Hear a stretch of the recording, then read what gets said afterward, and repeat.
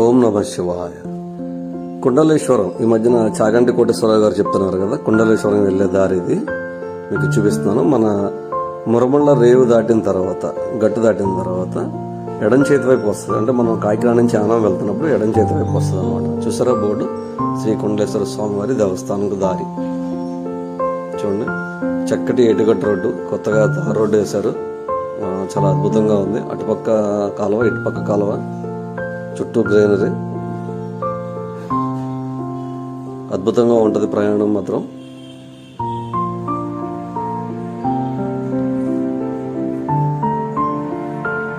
ఈ ప్రయాణం చాలా బాగా జరుగుతుంది. స్వామివారికి సన్నిధికి చేరుకున్నాము. చాలా పాత గుడి, ప్రాశస్త్యం ఉన్న గుడి. దక్షిణ కాశీగా చాలా పేరు ఉంది దీనికి. ఆయన మనం ఉత్తర కాశీ ఎక్కువ వెళ్తుంటాం, మనం కాశీ వెళ్తున్నాం. కాశీ వాళ్ళు ఇక్కడికి వస్తుంటారంట ఈ స్వామిని చూడడానికి. బయట పసుపు పువ్వుల చెట్టు స్వాగతం చెప్తుంది.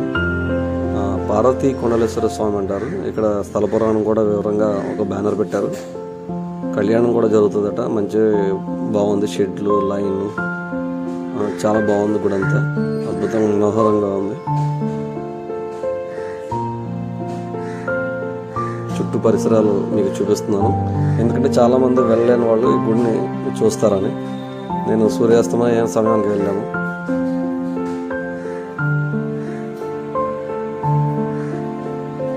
ఎంతో బాగుంది గుడి.